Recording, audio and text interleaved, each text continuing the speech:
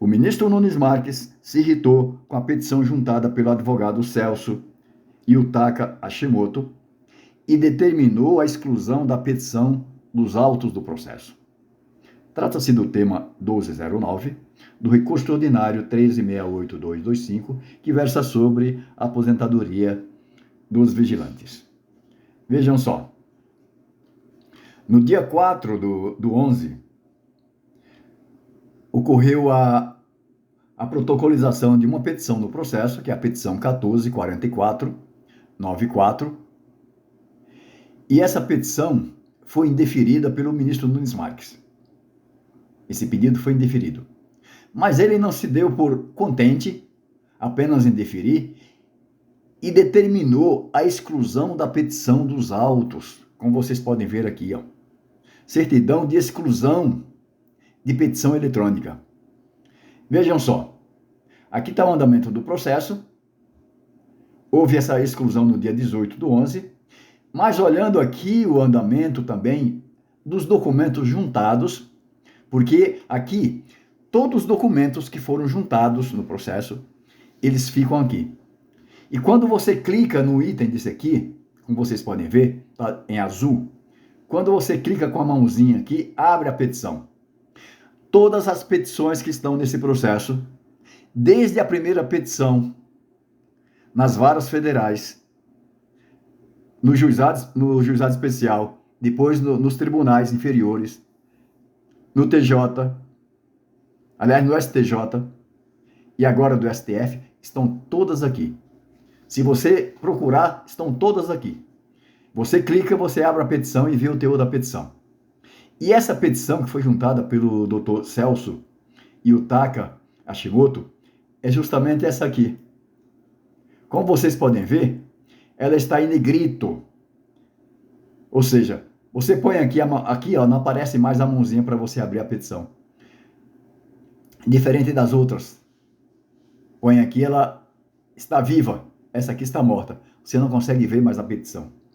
Porque o ministro Nunes Marques determinou a exclusão da petição, tanto do andamento lá, como aqui da parte dos documentos. Ele se irritou porque o advogado Celso, ele pediu esclarecimento, tendo em vista a demora desse tema entrar na pauta de julgamento. De não ter sequer agendado o julgamento desse tema. E o ministro Nunes Marques não quer ser perquirido, não quer ser questionado a esse respeito. E determinou a exclusão da petição. Isso é até um pouco sui generis. Por quê? Porque geralmente os ministros indeferem os pedidos no andamento aqui, como vocês podem ver, já estava indeferido. Mas eles deixam as petições aqui. Mas ele não. Ele determinou para retirar, que é justamente para ninguém ver o teor dessa petição, esse esclarecimento.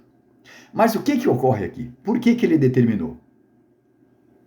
Sob a alegação que se trata de pessoa estranha ao processo. O advogado aqui é estranho ao processo porque ele não tem procuração nesse processo. Portanto, a petição dele, o ministro poderia deixar a petição dele, indeferir o pedido e deixaria a petição. Mas com a petição, é a única até o momento que pede esclarecimento, porque as petições juntadas pelos amigos da corte não pedem esclarecimento sobre o andamento do processo, sobre a demora do agendamento, apenas pede que seja aceito o seu ingresso como amigo da corte para poder manifestar no processo, para poder apresentar sustentação oral, se esse tema for julgado no plenário presencial. Mas essa petição aqui, ela cobrava do ministro, cobrava a atitude do ministro. Por que o ministro não disponibilizou esse tema para entrar na pauta de julgamento?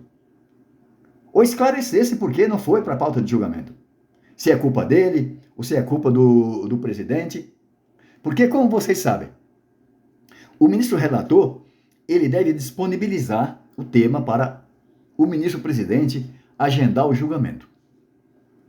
Não sabemos aqui se o ministro Nunes Marques já disponibilizou, ou se o ministro Nunes Marques disponibilizou e o ministro presidente não agendou para julgamento. Não sabemos. Aqui seria um momento oportuno do ministro esclarecer. Não, eu já disponibilizei. Vai depender agora do ministro presidente agendar o julgamento. Mas ele preferiu fazer o quê? Ele preferiu indeferir o pedido e e determinar a exclusão da petição, que é justamente para ninguém ver esse andamento dessa petição, essa cobrança nessa petição. É justamente isso. Para esse advogado manifestar nesse processo, ele precisa procurar esses amigos da corte que foram aceitos no processo e pedir que uma petição dele possa ser incluída. Pedir que ele seja colocado no processo como por meio de um subestabelecimento, porque assim ele pode manifestar nesse processo. E seria importante esse advogado manifestar nesse processo. O amigo da corte pode colocar ele nesse processo por meio do instrumento, que é uma procuração de subestabelecimento. Ele subestabelece com reserva e continua também no processo. Ou seja, aumenta mais o número de advogados no processo para questionar. Mas o ministro Nunes Marques deixou bem claro que ele não quer ser contrariado. Ou seja, eu faço parte da elite, eu faço parte da última instância. Como é que uma petição de um advogado vem me contrariar, vem cobrar a atitude do ministro? Infelizmente, pessoal, são atitudes como essas que nós estamos nos defrontando todos os dias. E esse pedido de exclusão aqui foi o primeiro nesse processo. Ele indeferiu vários pedidos de ingresso como amigo da corte, mas ele não pediu nenhum tipo de exclusão. Justamente porque as petições juntadas pelos amigos da corte não afrontavam o ministro. E essa veio pedir esclarecimento. Eu estava analisando também outros processos para verificar se isso aí é muito comum. Tem um processo que trata da correção do fundo de garantia, que tem milhares de petições de pessoas que não fazem parte do processo, as pessoas que ingressam pedindo esclarecimento, pessoas que ingressam pedindo que seja aceita como na parte de modulação. E nenhuma dessas petições foi excluída pelo ministro Barroso. O ministro Barroso é o relator do processo. Ele não excluiu nenhuma petição. Estão todas lá no processo. Centenas ou milhares de petições. A mesma coisa também vem acontecendo no tema 1102 da Previdência Social, que trata da revisão previdenciária da vida toda. Vários pedidos de pessoas, de advogados que não fazem parte do processo. E o ministro Alexandre de Moraes deixou todas as petições no processo. Não excluiu nenhuma petição. Mas o ministro Nunes Marques, por capricho, ele determinou que fosse excluída essa petição do mundo processual e retirou aqui até da parte dos documentos, que é justamente para as pessoas não verem o advogado pedindo esclarecimento pela demora do tema. Mas ele não vai calar nossos vídeos. Nós vamos continuar pedindo esclarecimento do ministro, que ele esclareça por que esse tema não entrou na pauta de julgamento ainda.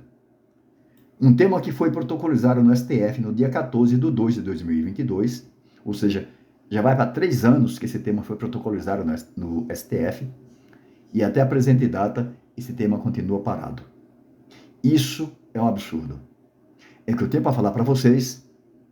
Se gostou do vídeo, dê o seu like. Se você entende que meus vídeos têm relevância jurídica, não se esqueça de se inscrever no meu canal. Ative o sininho também para vocês receberem outros vídeos, notícias do processo. E fiquem todos com Deus.